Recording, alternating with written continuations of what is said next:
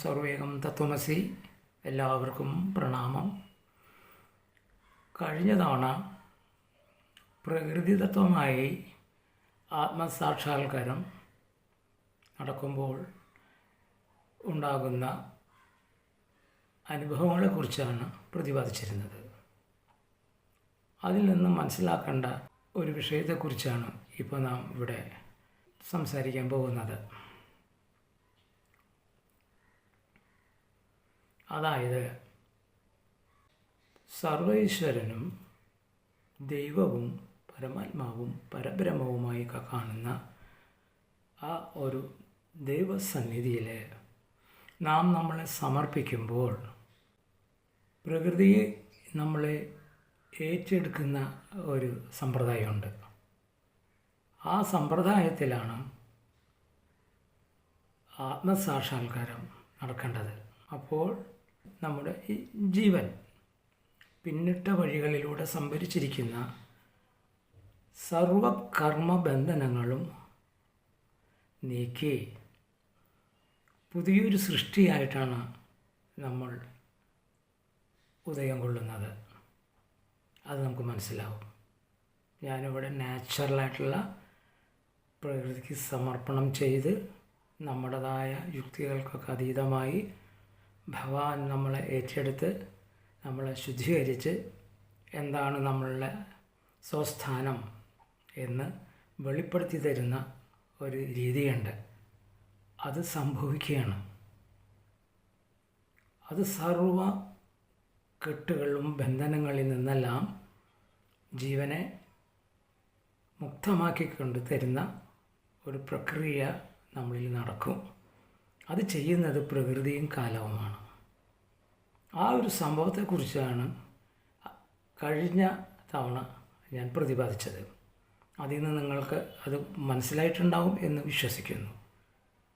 അങ്ങനെ നാം ഒരു റീബർത്ത് സംഭവിച്ച് തിരിച്ച് ജീവിതത്തിലേക്ക് വരുമ്പോൾ നാം പുതിയൊരാളായിട്ടുണ്ടാവും, പുതിയൊരു വ്യക്തിത്വം ഉണ്ടാവും. നമ്മളുടെ സർവ സംസ്കാരങ്ങൾക്കും ഭാവങ്ങൾക്കും കർമ്മങ്ങൾക്കൊക്കെ മാറ്റം വന്നിട്ടുണ്ടാവും. ആ പഴയ ആളല്ല. സൂക്ഷ്മമായ സർവ കാര്യങ്ങളുടെയും അറിവോടുകൂടി പരമാത്മബോധവും സൃഷ്ടി സ്ഥിതി സംഹാരത്തിൻ്റെ രഹസ്യങ്ങളും എല്ലാം ആ ജീവന് പിന്നെ വ്യക്തമായിട്ട് ബോധതലത്തിൽ തെളിഞ്ഞു കാണും. മാത്രമല്ല, ഈ ശുദ്ധീകരണ ക്രിയ ചെയ്ത് ഒരു പുനർജന്മം പോലെ നമ്മളെ, അതായത് ആ ജീവാത്മാവിനെ ശുദ്ധീകരിച്ച് പ്രകൃതിയിലോട്ട് നൽകുമ്പോൾ ഒരു ശിശുവിനെ പോലെയാണ് പിന്നെ ആ ജീവാത്മാവിൻ്റെ വ്യക്തിത്വവും ചിന്താഗതികളെല്ലാം തുടക്കത്തിൽ. ഇത് വളരെ ശ്രദ്ധിക്കേണ്ട ഒരു വിഷയമാണ്. അതായത് ഒരു റീബർത്ത് കഴിഞ്ഞത്, ഒരു റീബർത്ത് എന്ന് ഇവിടെ നാം പ്രതിപാദിച്ചതുകൊണ്ടാണ്. കാരണം പഴയ കാര്യങ്ങളൊന്നും അല്ല ആ സമയത്ത് നമ്മുടെ സ്മരണയിൽ വരുന്നത്. ഒരു ശിശുവിനെ പോലെ നിഷ്കളങ്കമായിരിക്കും. ഇവിടെ നാം വളരെ ശ്രദ്ധിക്കണം. ഈ അവസ്ഥ വളർന്ന് വീണ്ടും പ്രകൃതിയുടെ മായാവൈഭവത്തിലൂടെ തന്നെ നാം വരുമ്പോൾ പ്രകൃതിയുടെ മായാവൈഭവം നമുക്ക് തിരിച്ചറിയുകയും തുടക്കത്തിൽ ഒരു ശിശുവിനെ പോലെയുള്ള മനോഭാവവും ചിന്താഗതികളൊക്കെ ആയിരിക്കും നമ്മളെ നയിക്കുക. അത് വളരെ ശ്രദ്ധിക്കേണ്ട ഒരു കാര്യമാണത്. ഇവിടെ നാം വ്യക്തമായ ഒരു അവബോധം ഇല്ലെങ്കിൽ പല വഴിക്കും ആ ശുദ്ധീകരണം നടന്നു കഴിഞ്ഞാൽ പല വഴിക്കും ആ ആത്മാവ് നീങ്ങിപ്പോവാൻ സാധ്യതയുണ്ട്. അപ്പോൾ ഇവിടെ ദൈവാനുഗ്രഹം വേണം. അതിനോട് അനുബന്ധമായ സാഹചര്യങ്ങളും എല്ലാം സൂക്ഷ്മത്തിലുള്ള എല്ലാ ദൈവിക ശക്തികളുടെയും ഗുരുക്കന്മാരുടെയും എല്ലാം തികഞ്ഞ അനുഗ്രഹം ഉണ്ടെങ്കിൽ മാത്രമേ യഥാർത്ഥമായ വഴിയിലൂടെ നമുക്ക് സഞ്ചരിക്കാൻ കഴിയുള്ളൂ. ഇതെല്ലാം ഒത്തുചേർന്ന് വന്നതിന് ശേഷമാണ് നമുക്ക് ഈ ജീവൻ്റെ ഈ രണ്ടാം ജന്മം, അതായത് ഈ പരിവർത്തനം വന്നതിന് ശേഷം മുന്നോട്ട് പോകാൻ നമ്മൾക്ക് വൃത്തിയോടുകൂടി ഒരു മാലിന്യങ്ങളൊന്നും വീണ്ടും വന്ന് ചേരാതെ ആ ദൈവപാദത്തിലേക്ക്, ആ ദൈവ അവസ്ഥയിൽ, ആ ദിവ്യമായ അവസ്ഥ എന്നാണ് ഇവിടെ പറയേണ്ടത്, അതിലൂടെ ജീവിച്ചു പോകാൻ കഴിയുള്ളൂ. ഇതിനെല്ലാം അനുഗ്രഹം വേണം, സർവീശ്വരൻ്റെ അനുഗ്രഹം വേണം എന്ന് നമുക്കൊക്കെ മനസ്സിലാവും. ഒരു ശിശുവിനെ പോലെ എന്ന് പറഞ്ഞാൽ എന്തായിരിക്കും? അതായത് അന്തരംഗം, ചിത്തം, ബോധലം ഇതെല്ലാം ഒരു ശിശുവിനെ പോലെയാണ് നമ്മൾ കടന്നുപോയിക്കൊണ്ടിരിക്കുന്നത്. തുടക്കത്തിൽ റീബർത്ത് സംഭവിച്ചതിന് ശേഷമുള്ള അവസ്ഥയെക്കുറിച്ച് ഞാൻ പറയണേ. ഞാൻ എൻ്റെ അനുഭവമാണ് പറയണം കേട്ടോ. നാച്ചുറലായിട്ട് കുണ്ടലിനിയുടെയും നേരത്തെ പറഞ്ഞ ആത്മബോധത്തിൻ്റെയും സ്വസ്വരൂപമൊക്കെ മനസ്സിലാക്കി കടന്നു വന്നതിന് ശേഷം ഉള്ള ജീവിതഗതിയെക്കുറിച്ചാണ് പറയണേ. അവിടെ എല്ലാം പോയിട്ടുണ്ടാവും. പഴയതായിരിക്കുന്ന പലതിലും പരിവർത്തനം വന്നിട്ടുണ്ട്. നമ്മുടെ ഓരോ കോശങ്ങളും ശുദ്ധീകരിച്ചിട്ടുണ്ടാവും. അപ്പോൾ അവിടെ പഴയതായിട്ടുള്ള ഒരു സംസ്കാരം, ഒരു വാസനകളോ ഒന്നുമില്ല. അതുകൊണ്ടാണ് ഒരു ശിശുവിനെ പോലെ നമ്മുടെ ചിത്തം പ്രവർത്തിക്കും എന്ന് പറഞ്ഞത്. ഇവിടെയൊക്കെ ശ്രദ്ധിച്ചു പോയില്ലെങ്കിൽ ഒരു കുട്ടി നടക്കാൻ പഠിക്കുന്നത് പോലെയാണ് സംഭവിക്കുക. എന്താ സംഭവിക്കുക? ഒരു കുട്ടി നടക്കാൻ പഠിക്കുമ്പോൾ പലവട്ടം വീഴും, പലവട്ടം പല മുറിവുകളും പലവിധ പ്രയാസങ്ങളുണ്ടായിക്കൊണ്ടിരിക്കും. അപ്പോൾ ഈ ഒരു തിരിച്ചറിവ് ഉണ്ടെങ്കിൽ നാം അവിടെ നിന്നെല്ലാം മെല്ലെ മെല്ലെ മെല്ലെ മെല്ലെ അനുഭവം കൊണ്ട് ഓരോ വീഴ്ചയും നമ്മളുടെ ജീവനെ മുന്നോട്ട് പോകാനുള്ള അനുഭവമാണ് പ്രകൃതി നൽകുന്നത്. പ്രകൃതിയാണ് ഇതെല്ലാം കൈകാര്യം ചെയ്യുന്നത്. കാലവും ഇത് നമുക്ക് വ്യക്തമായിട്ട് നമ്മുടെ ബോധതലത്തിൽ തിരിച്ചറിയാൻ കഴിയും. അങ്ങനെ ഒരു പ്രത്യേകമാവുന്ന അവസ്ഥയിലൂടെയാണ് ആത്മസാക്ഷാത്കാരം കിട്ടിയതിന് ശേഷം നമ്മുടെ ജീവൻ്റെ മുന്നോട്ടുള്ള ഗതി. അപ്പോൾ തെറ്റുകൾ പറ്റാതെയും, തെറ്റുകളൊക്കെ പറ്റിയാലും കുഴപ്പമില്ല എന്ന് വിചാരിക്കാം. കാരണം എന്താ? ആത്മസാക്ഷാത്കാരം എന്ന് പറയുന്നത് സർവ കർമ്മമുക്തി വന്നതിന് ശേഷമാണ് ആത്മസാക്ഷാത്കാരം കിട്ടുള്ളൂ. അതായത് ചിത്തത്തിൽ അല്പം പോലും മായം ഇല്ലാത്ത അവസ്ഥ, ശുദ്ധമാവും അന്ധകരണങ്ങളൊക്കെ. അങ്ങനെയുള്ള ശോധനാത്മകമായ രീതിയിലൂടെ പ്രകൃതി നമ്മളെ ആത്മസാക്ഷാത്കാരത്തിന് മുന്നേ ശുദ്ധിയാക്കിയെടുക്കുന്നുണ്ടെന്ന് മനസ്സിലാക്കണം. ആ ശുദ്ധിയാക്കിയെടുക്കുന്ന പ്രക്രിയയെക്കുറിച്ചാണ് നാം കഴിഞ്ഞ അധ്യായത്തിൽ സംസാരിച്ചത്. അതൊരു വ്യക്തമായിട്ടുണ്ട്. ഞാൻ അതിൽ ഒരു മരണം കഴിഞ്ഞിട്ട് വരുന്ന മനോഭാവമാണ്. അതിനുശേഷം ശരീരത്തിന് യാതൊരുവിധ ബുദ്ധിമുട്ടുകളോ രോഗപീഠാദികളോ ഒന്നും ഉണ്ടായിട്ടില്ല. ഇപ്പോൾ 10-30 കൊല്ലമായല്ലോ. ശാന്തമായിരുന്ന് പല വീഴ്ചകൾ നേരത്തെ പറഞ്ഞ പോലെ കുട്ടി നടക്കാൻ പഠിക്കുമ്പോൾ ഉണ്ടാകുന്ന എല്ലാ വീഴ്ചയും തട്ടും മുട്ടൊക്കെ കിട്ടിയിട്ടുണ്ട്. പക്ഷെ അതെല്ലാം നമ്മുടെ ഉള്ളിൽ ആത്മസ്വരൂപം വ്യക്തമാക്കി തരും. ഇതെല്ലാം തുടക്കമാണ്. അപ്പോൾ വളരെ നാളത്തെ പരിശ്രമം കൊണ്ടാണ് ഈ ആത്മസാക്ഷാത്കാരം കിട്ടിയതിന് ശേഷം ജീവൻ്റെ ശുദ്ധമായ ഗതി മെല്ലെ മെല്ലെ മെല്ലെ മനസ്സിലാവുള്ളൂ. ഇന്നത്തെ നമ്മുടെ ഈ പക്വതയിലേക്ക് എത്തുന്നതിന് മുന്നേ ആ ശിശു സമാനമായ മനോഭാവം പലവിധ അനുഭവങ്ങളിലൂടെയാണ് എത്തുന്നതെന്നാണ് ഞാൻ പറഞ്ഞു വരുന്നത്. ഇവിടെ വലിയൊരു പ്രോസസ്സ് നടക്കുന്നുണ്ട്. പ്രകൃതിദത്തമായിട്ടുള്ള വിഷയമാണ് ഞാൻ പറയുന്നത്. ഇതൊക്കെ പ്രകൃതിയിൽ സംഭവിക്കുന്നതാണ്. ഇവിടെ നമ്മൾ എന്താ ചിന്തിക്കേണ്ടത്? നമുക്ക് നമ്മുടെ സ്വസ്വരൂപമാണ് അറിയേണ്ടതുണ്ടെങ്കിൽ അതറിയാൻ താല്പര്യമുള്ള വ്യക്തി അതിനു മുന്നേ, ഇപ്പോൾ നമ്മൾ കുണ്ടലിനി ഉണർന്നിട്ടും പല രീതിയിലുള്ള അധ്യാത്മ തലത്തിലൂടെ സിദ്ധികളും പേരും പ്രസക്തിയും ഇതൊന്നും കാക്ഷിക്കാൻ പാടില്ല, ഇതൊന്നും ഉണ്ടാവാൻ പാടില്ല. സ്വസ്വരൂപത്തെ പ്രാപിക്കാനും അത് അനുഭവിച്ചറിയണമെങ്കിൽ ഈ വക മായാജാലങ്ങളുടെ പിന്നാലൊന്നും പോകരുത്. ശുദ്ധമായിരിക്കണം. അങ്ങനെ ശുദ്ധമായി എന്ന് ബോധ്യം പ്രകൃതിക്ക് വന്നാൽ മാത്രമേ നാം പറഞ്ഞ രീതിയിലുള്ള ആത്മപ്രഭാവം ഉണ്ടാവുകയുള്ളൂ. അത് പ്രകൃതിക്കറിയാം.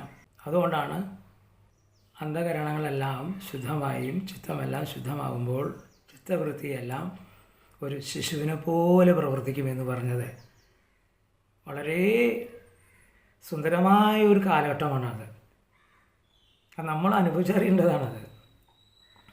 പ്രകൃതി നമ്മളിങ്ങനെ കൂട്ടിക്കൊണ്ടുപോകുന്നത്, പ്രകൃതി നമ്മളെ കൂടെയുണ്ടെന്ന്. പ്രകൃതി വലിയൊരു വാതിൽ, വിശാലമായൊരു വാതിൽ തുറന്നിട്ട പോലെയാണ് നമുക്ക് തോന്നുന്നത്. അതിലൂടെയാണ് ജീവൻ്റെ ഗതി. എത്ര മനോഹരവും എത്ര സുന്ദരവും എത്ര ആനന്ദപരവുമാണെന്നറിയോ. പ്രത്യേകിച്ച് സ്വാതന്ത്ര്യം എന്താണെന്ന് നമുക്കറിയാൻ കഴിയും. ഇതാണ് ആത്മസാക്ഷാത്കാരവും കുണ്ടലിനി ഉണർന്നുകൊണ്ടുള്ള ഗുണവും. അവിടെ പിന്നെ യാതൊരു വിധ കർമ്മബന്ധനങ്ങളോ പാപബന്ധനങ്ങളോ അതൊന്നും ശുദ്ധമായ ആത്മാവിനെ, മോക്ഷം കിട്ടിയ ആത്മാവിനെ അല്ലെങ്കിൽ സായുജ അവസ്ഥയിലേക്ക് വന്ന ആത്മാവിനെ ബാധകമല്ല. ആ ജീവനെ പ്രകൃതിക്ക് രണ്ട് സ്വഭാവമുണ്ട്. ഒന്ന് മായയാലുള്ളതും മറ്റൊന്ന് മായ വെടിഞ്ഞിട്ടുള്ളതും. സാധാരണ ജീവൻ അവൻ്റെ കർമ്മഫലങ്ങളുമായി പ്രകൃതിയുടെ ഈ മായയുടെ ഒപ്പമാണ് പോയിക്കൊണ്ടിരിക്കുന്നത്. അത് നമുക്ക് വീണ്ടും വീണ്ടും ജന്മങ്ങൾ തരാൻ കാരണമാകും. കാരണം അതിൽ നിന്നാണ് കർമ്മവാസനകൾ വരുന്നത്. അതായത് നമ്മുടെ പഞ്ചേന്ദ്രിയങ്ങൾ വഴി പ്രകൃതിയുടെ പലവിധ മോഹിപ്പിക്കുന്ന ആകർഷിപ്പിക്കുന്ന തലത്തിലൊക്കെ സഞ്ചരിച്ച് നമുക്ക് ഒരുപാട് ആഗ്രഹങ്ങളും മോഹങ്ങളും ജനിപ്പിക്കുന്നത് പ്രകൃതിയുടെ ഈ മായയോടുകൂടിയുള്ള പ്രവർത്തന മണ്ഡലത്തിലേക്ക് നമ്മളുടെ ജീവൻ സഞ്ചരിച്ച് പോകുന്നത് കൊണ്ടാണ്. ഇപ്പുറത്ത് മായ നീങ്ങിയിട്ടുള്ള ശുദ്ധമായ പ്രകൃതിയുടെ മറ്റൊരു വ്യവസ്ഥയുണ്ട്, മറ്റൊരു അവസ്ഥയുണ്ട്.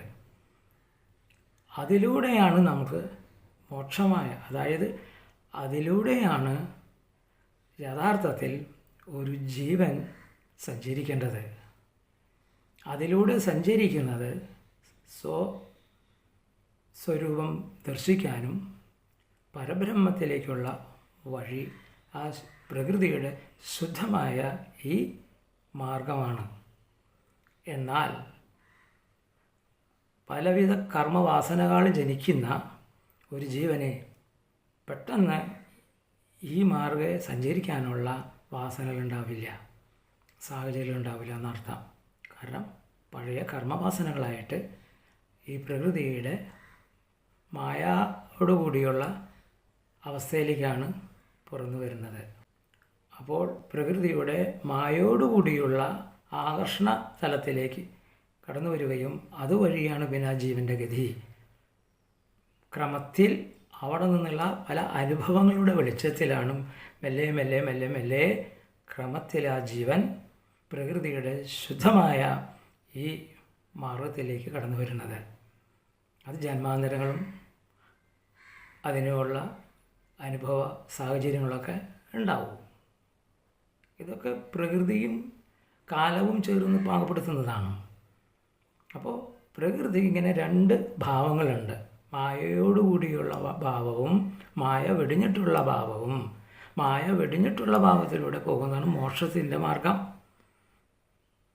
പക്ഷേ ഈ മോക്ഷത്തിൻ്റെ മാർഗത്തിലേക്ക് പോകാനുള്ള കാര്യങ്ങളെല്ലാം രൂപപ്പെടുത്തി തരുന്നത് ഈ മായയോടുകൂടിയുള്ള ജീവൻ്റെ ആദ്യത്തെ സഞ്ചാരം വഴിയാണ്. അവിടുത്തെ അനുഭവം കൊണ്ടാണ് തിരിഞ്ഞ് ഈ പ്രകൃതിയുടെ ശുദ്ധമായ മാർഗത്തിലൂടെ സഞ്ചരിക്കാൻ കാരണമാകുന്നത്. അതുപോലെ നേരത്തെ ഇവിടെ പറഞ്ഞ പോലെ പ്രകൃതിക്ക് 2 ഭാവങ്ങൾ ഉണ്ടെന്ന് സൂചിപ്പിക്കുകയുണ്ടായല്ലോ. ഒന്ന് മായയോട് കൂടിയുള്ളതും മറ്റത് മായ വെടിഞ്ഞിട്ടുള്ളതും. അങ്ങനെ പ്രകൃതിക്ക് 2 ഭാവങ്ങളുണ്ട്.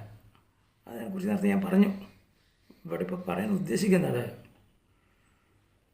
ആത്മസാക്ഷാത്കാരം കിട്ടിയതിന് ശേഷം ആ ജീവൻ പ്രകൃതിയുടെ മായയോടുകൂടിയുള്ള രീതികളും മായ വെടിഞ്ഞിട്ടുള്ള രീതികളും ആ ജീവനെ നോക്കി കാണാൻ കഴിയും. അതുകൊണ്ട് മുക്തനായ ആ ജീവനെ വീണ്ടും പ്രകൃതിയുടെ മായയിലൂടെ സഞ്ചരിച്ചാലും സഞ്ചരിച്ചില്ലെങ്കിലും ഇവിടെ മായയെ നീങ്ങിയിട്ടുള്ള മാർഗത്തിലൂടെ സഞ്ചരിച്ചാലും എല്ലാം ആ ജീവാത്മാവിനെ ആദ്യം ഉണ്ടായ പോലെയുള്ള യാതൊരു കർമ്മബന്ധനങ്ങളും ഒന്നും ബാധിക്കുകയില്ല. കാരണം മുക്തനാണത്.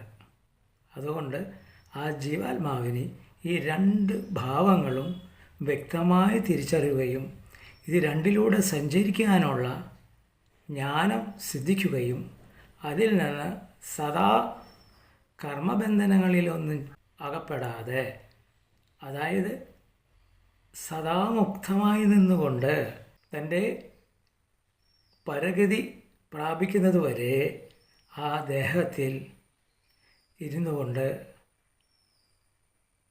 എല്ലാവിധ ജീവിത മാർഗങ്ങളിലൂടെ സഞ്ചരിക്കാൻ കഴിയും. അതുവഴി യാതൊരുവിധ സാധാരണ ജീവന്മാർക്ക് ഉണ്ടാകുന്ന പോലെയുള്ള സുഖദുഃഖങ്ങളും പ്രയാസങ്ങളും അതൊന്നും മുക്തനായ ആ ജീവാത്മാവിൽ ഉണ്ടാവില്ല. കാരണം അത് സ്വതന്ത്രമായി കൊണ്ട് പരമമായ ആനന്ദത്തിലാണ് വസിക്കുന്നത്. പിന്നെ അതാണ് ബ്രഹ്മാനന്ദ ലഹരി. ആ ബ്രഹ്മാനന്ദ ലഹരിയിലാണ് പിന്നെ ആ ജീവൻ കടന്നു പോയിക്കൊണ്ടിരിക്കുന്നത്. അത് അന്ത്യത്തിൽ താനിരിക്കുന്ന ആ ശരീരം നാശം വന്നു പോകുമ്പോൾ അതിന് മുന്നേ തന്നെ സമാധി പോകുവാൻ ഉള്ള അറിവ് ആ ജീവന് കിട്ടിയിട്ടുണ്ടാവും. അതിൻ്റെ അടിസ്ഥാനത്തിൽ അന്തിമഘട്ടം എപ്പോഴാണ് തൻ്റെ വ്യവഹാരം ഈ ശരീരത്തിൽ നിന്ന് നീക്കം ചെയ്യേണ്ടത്, അല്ലെങ്കിൽ ശരീരത്തിൽ നിന്ന് ഒഴിഞ്ഞു പോകേണ്ടത് എന്ന് ഉള്ള തിരിച്ചറിവ് വരുമ്പോൾ അദ്ദേഹം നിർവികൽപ്പ സമാധിയോ അങ്ങനെയുള്ള മാർഗങ്ങൾ ആ സമയത്ത് സ്വീകരിച്ചിട്ട് സ്വസ്വരൂപമായ ആ പരബ്രഹ്മ ചൈതന്യത്തിലേക്ക് പരഗതി പ്രാപിക്കാനുള്ള വഴികളൊക്കെ അറിഞ്ഞിരിക്കും. അപ്പോൾ ശരീരത്തിൻ്റെ അന്ത്യസമയത്ത് ആ ജീവനെ പരഗതി പോകുവാൻ ഉള്ള അറിവ് ഉള്ളതിൻ്റെ പേരിൽ മരണഭയമോ സാധാരണ ജീവന്മാർക്കുണ്ടാവുന്ന യാതൊരുവിധ പ്രയാസങ്ങളും മുക്തനായ ജീവനുണ്ടാവില്ല. ഇതൊരു പ്രത്യേകമായി മനസ്സിലാക്കിയിരിക്കേണ്ട വിഷയമാണ്.